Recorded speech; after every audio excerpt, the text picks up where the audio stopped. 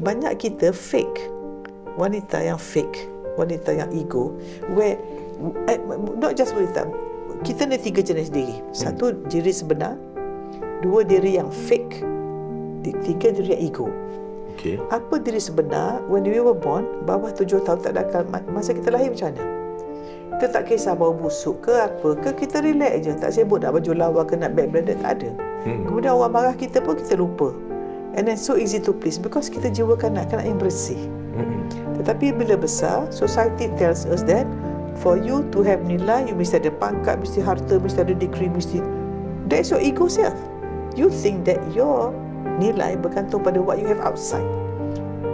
So bunda aja kekasih Allah, sayang diri, sayang keluarga, sayang. So yes, full of love. Dia boleh kata penthouse. Penthouse ni orang pencinta tanpa syarat. You love people no matter who. I'm happy for the reason because I'm human and I have Allah with me.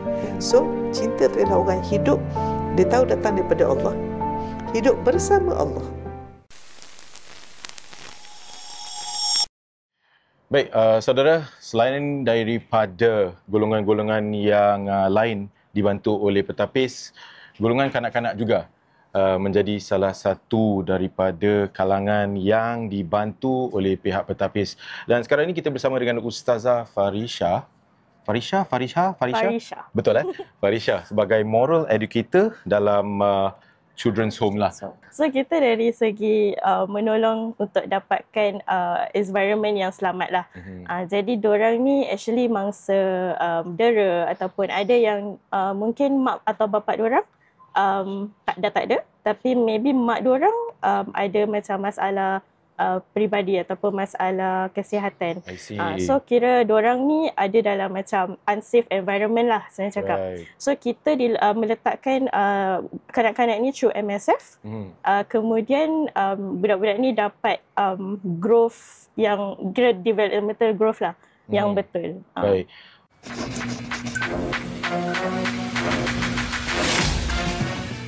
Kita bersama dalam part 3 dalam our next guest bersama dengan Bunda Profesor Dr. Mahia Muhammad. Dan terima kasih sekali lagi. Terima kasih sebab apa? Sebab kasih tempat untuk kita rekod.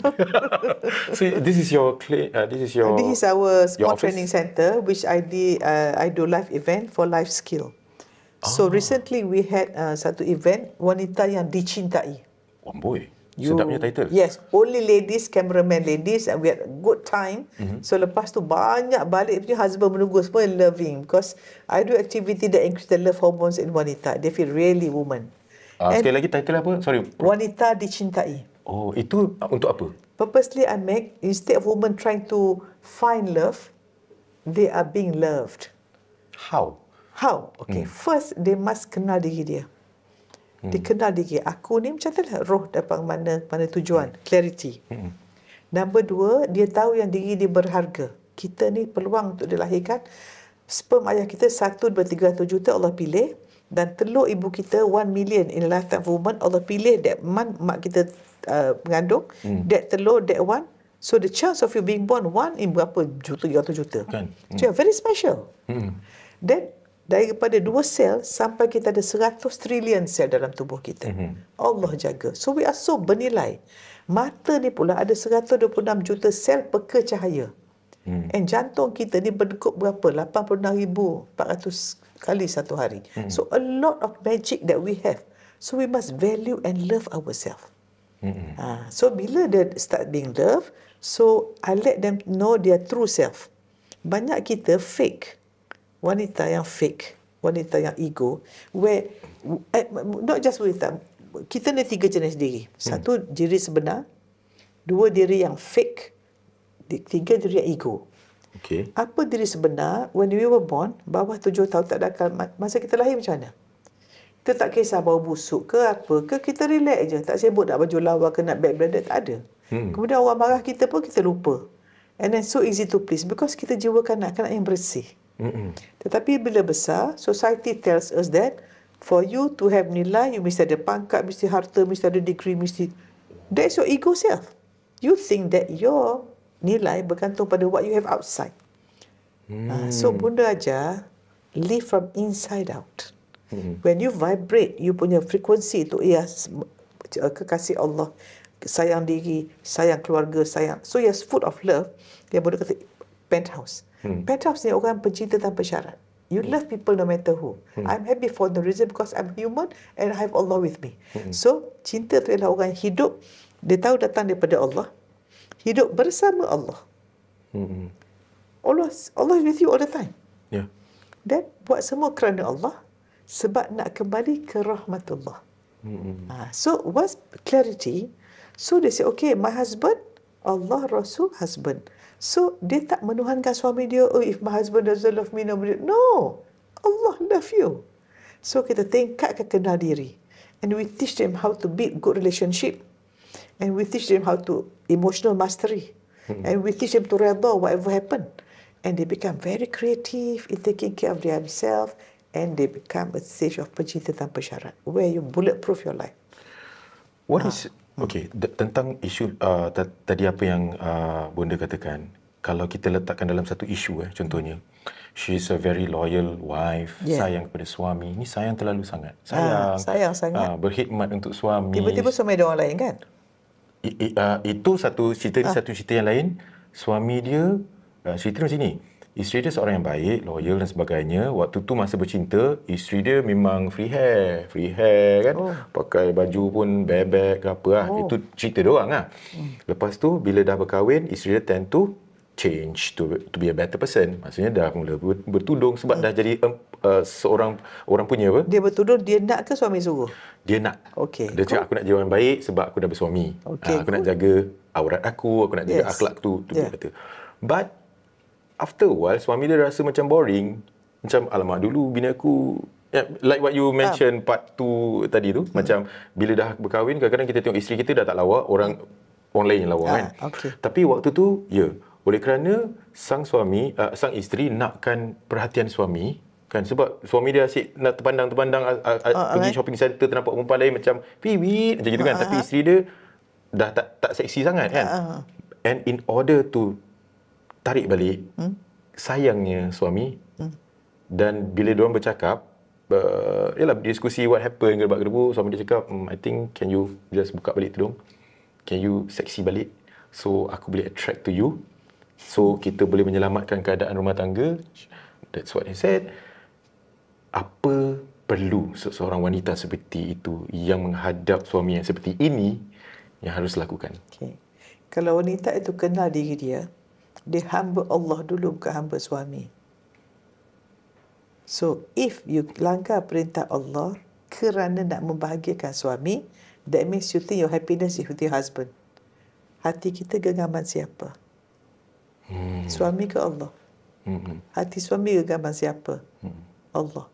So, if the source of happiness is from Allah, Al-Wadud, As-Salam, in us, if your husband so kata macam tu, then you tengok. Kita boleh taat pada isteri, pada suami kalau tak suruh buat benda yang batil. Kalau batil, cannot. So, maknanya, I want to say this. This happened, I have my own friend. Before kahwin, sleeveless, merebang. Get married, then she become tudung. Husband womanizing all the time. So, I asked her one question. Tell me, when you met this gentleman, where were you in the eyes of Allah? What grade? I'm very objective. Doctors are very objective, you know. What grade are you in the eyes of Allah? I think I'm in D. Okay.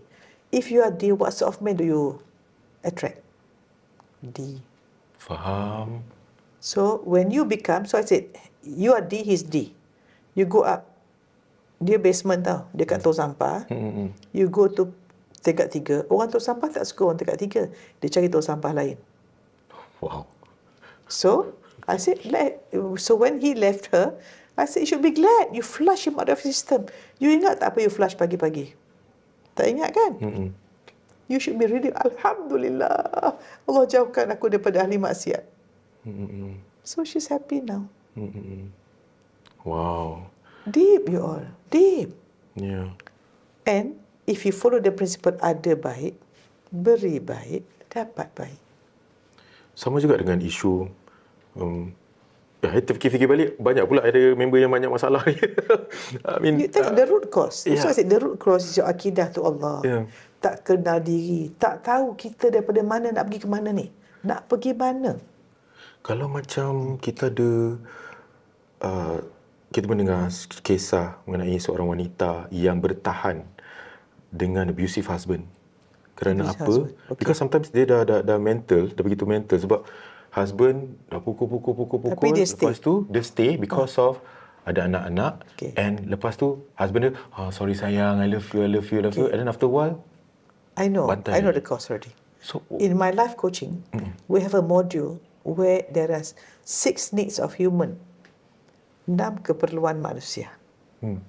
The lowest for safety. The second for adventure. The third for change. The fourth for love. The fifth for growth. The sixth for service. The highest is people who want to serve. The lowest people want to be safe. Why she stay? Because she wants security.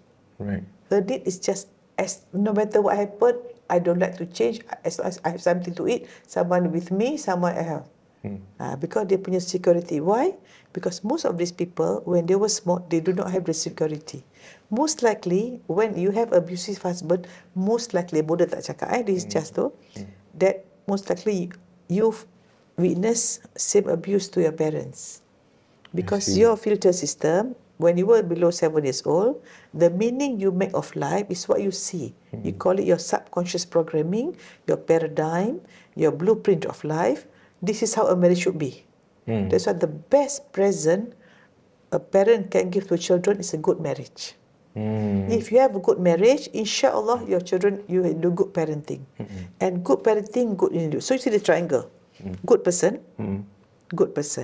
kahwin, good marriage, magical marriage. Good parenting, melahirkan Anak yang baik. so baik dapat anak baik. Menantu baiklah. Cucu Baik. so keturunan. So siapa menonton, if you are not happy with your marriage now, change dulu. And banyak dalam student dekat UKK ni, bila dia ubah, bila belajar ilmu sedar diri, ilmu sangka baik pada Allah, ya Allah, bonda, rupanya selama ni suami saya baik, tapi saya tak nampak dia baik sebab saya pakai kacamata tu. Saya yang teruk rupanya. So I give you a metaphor. Every day, kita bangun pagi, kita ada satu toilet untuk bersihkan. Kita ada 10 toilet lain. Mak mertua, suami, jiran, kakak ipar, adik ipar, semua. So you bangun pagi, kalau kita bangun pagi, tak cuci toilet, nak cuci toilet orang. Tengok news. Abang sepatutnya macam ni, mak kena macam ni, adik ipar macam ni. So, you nak cuci tu toilet orang, tapi orang tak kasih. Gaduh kan? You want people to change, but people don't want to, because it's circle of concern. Your influence is your toilet. So, imagine if you clean your toilet every day, all the energy, what happen to your house? House. Qalbun salim. Itulah pembersihan jiwa. Dengan ilmu, bukan berita. That's why siapa yang ada masalah, stop looking at berita. Bukan berita TV saja, berita media sosial. Orang punya apa? Pergerakan, orang ni pergi mana. Mulalah jealous. Kebahagiaan orang. Let me tell you, siapa tunjuk yang bahagia kat media sosial tu? Tak. It is a compensation mechanism.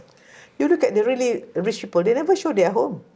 Never show dia pergi umrah, doa depan Kaabah, pergi holiday, buat reel, sweet. Orang yang bahagia tak akan tunjuk dia bahagia. It's psychology. Right. Macam tin kosong. Faham. Tin penuh tak berbunyi, tin kosong bising. Pepatah Melayu. Tadi masa Pak Wan tu, Bonda ada katakan mengenai apa tu? What life? Apa tu? Tadi cakap saya lupa lah. Life skill. Life skill. Ya Allah, Skill. apa life? Skill. Skill is something that you learn. Yeah. So, most of us, kalau kita pergi ceramah kata, okay, suami mesti membahagikan isteri. Isteri mesti taat pada suami. But how? How to taat? Kan. So, the skill is how. Contohnya, if I'm doing eye surgery, I do eye surgery, 2 minutes, hilang rabun 1,000. So, I will tell Din, cara nak buatnya, you on the machine, but I don't teach you how to do, tak boleh. You. For me to do a skill, dah berapa puluh ribu mata buat, because I do practice. And this skill will not go away because kita dah masuk dalam kita punya body. But you belajar algebra, belajar ibu negara Brazil, dah lupa dah. Betul. Ilmu lupa. Sebab tak praktis. Apa beza learning and transformation? In life skill, you transform. Transforming beyond form, beyond physical. Kalau ilmu saja, kita learn, kita akan lupa. Tapi transformation, you'll never change. You will not want to go back, alamak dulu aku kat basement, aku dah penthouse. I don't want to see my basement anymore.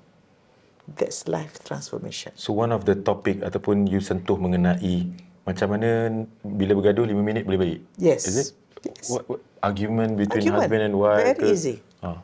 Kalau gaduh aja, ni ayat saya lah, ayat power. Gaduh. Sorry bang, you are right, I silap. Itu je? I do that. Walaupun memang sah you betul? No, Contoh? you cannot say you are right. Siapa rasa dia betul, tu orang paling salah.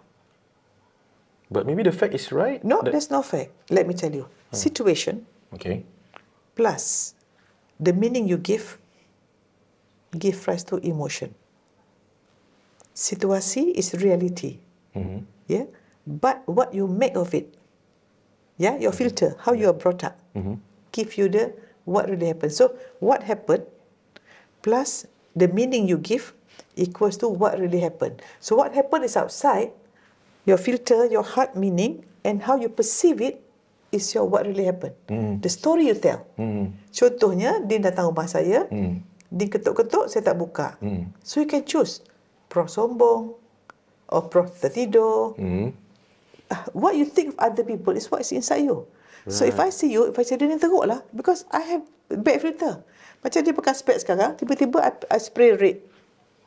Semua merah lah. Okay.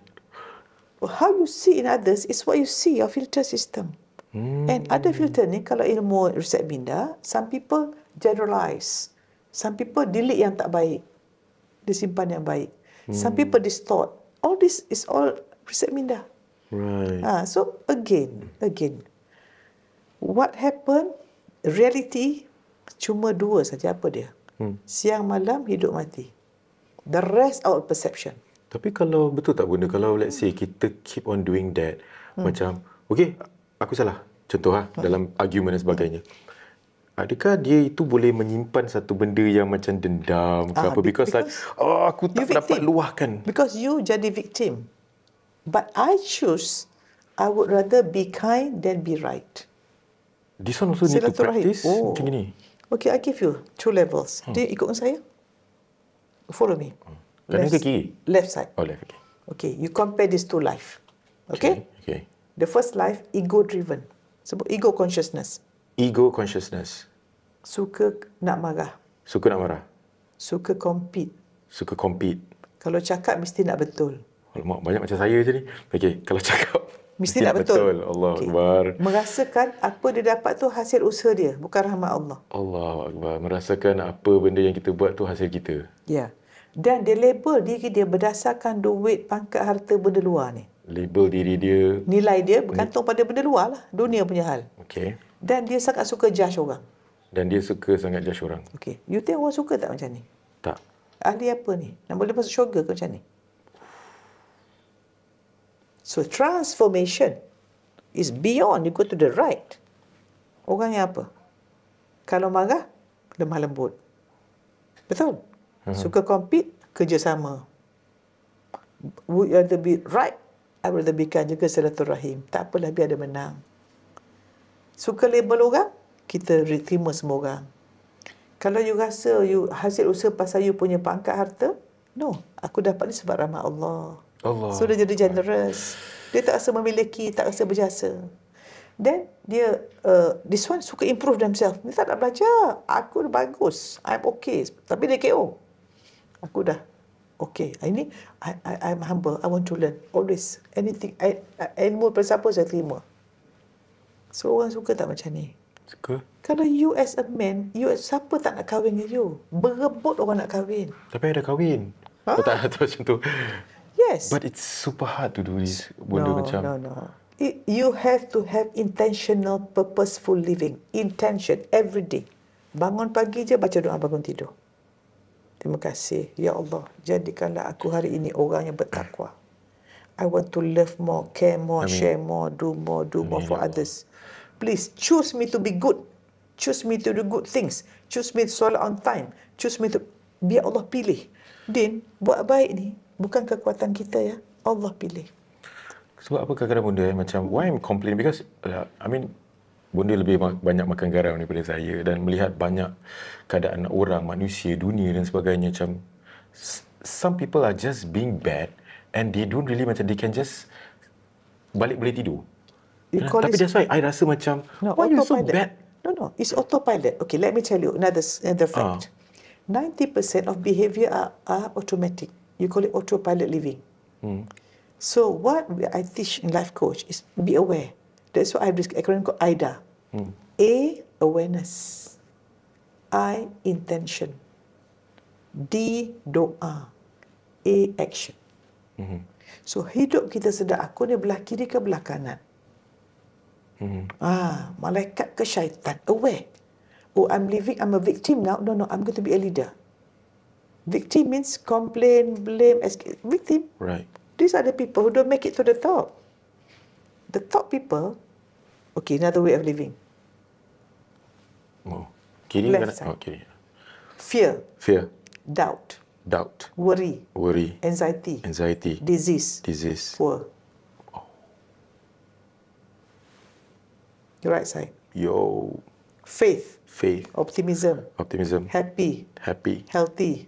Wealthy. Prosperous. Which one you want? I want this one. Yeah, then. If syurga itu mahal, apa lagi hidup sementara ni? Do you want to work hard on your work or work hard on yourself? Now, imagine kita ada 10 lemon. Din potong, saya potong. Saya potong, Din potong, 10 biji, cucuk. Siap. Saya ni, berai-rai mata. Then dia kata, bro, why? You look at your knife. Lah, tumpul. Why don't you sharpen your knife? Sorry, I have no time. That's how people who live your life automatic without looking at yourself. You want to live your life, but you want to upgrade your standard. How? You want to upgrade your lifestyle, but you don't want to upgrade your life inside. No life skill. And 90% automatic, which is called the subconscious mind. I'm going to do one experiment for you. You want to see the effect of subconscious mind? Let's Close your eyes. Penonton, semua kejam mata. Close your eyes. I want you to imagine in front of you ada putih punya chopping board. Very clean. Okay. On the right side, shining sharp knife. On the left side, very juicy lemon. Now, take your left hand, put juicy lemon on the block. Take the knife and cut into two. Take half of the lemon, bite into it. Okay, open your eyes. Keluar liur tak? Yes. Is there lemon? No. That's your subconscious mind operating. How powerful it is. 90% of your behavior is through this pattern that you develop masa kecil. That's why bad parenting, bad pattern, bad lifestyle. Until you sedar, oh my God, I don't want to be automatic. I want to choose. Then you change your program. That's I call reset minda. Celik hati, I buang semua bad, reset, install program baru. Reprogram your pattern. Masya Allah. That's what Universiti Ketenangan Kehidupan is about. Thank you so much for this. Masya Allah. Boleh tak, ni akhir lah, permintaan akhir. Mungkin bunda boleh cakap dengan audience. Berikan ucapan salam Ramadan kepada audience Sautuddin. You can say lah, salam Ramadan untuk audience Sautuddin. And sedikit maybe ucapan untuk mereka yang sedang menonton. Kata-kata terakhir kepada bunda. Silakan. Assalamualaikum semua. Bunda yakin yang dengar tu sangat deep dan mungkin yang terluka, Bunda minta maaf. But me as a person, Bunda rasa umur Bunda dah nak masuk 67 tahun ini. I don't know how long I'll be here. But I've been through so much. And saya rasa kesian tengok orang yang hidup tak sedar. Hidup doing automatic, don't knowing what to do, no direction.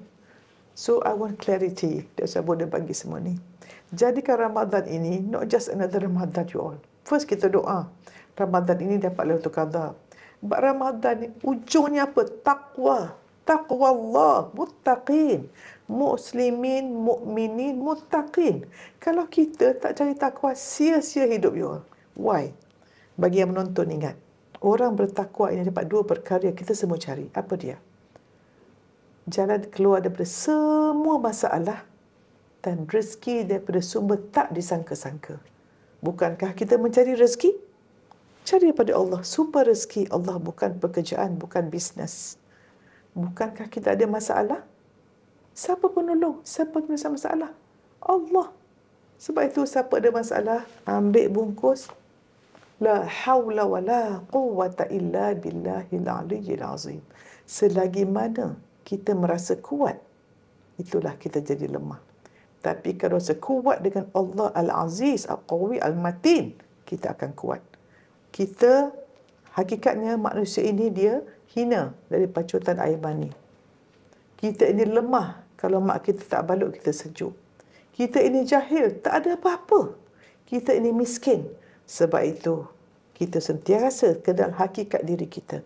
Kenal kita akan balik kepada Allah satu hari nanti. Dan tidak ada benda yang paling kemuncak hidup melainkan dapat husnul khotimah. Nafsu mutmainnah. InsyaAllah kita dapat syurga tanpa hisab. Menatap wajah Allah, itulah klimaks kehidupan kita.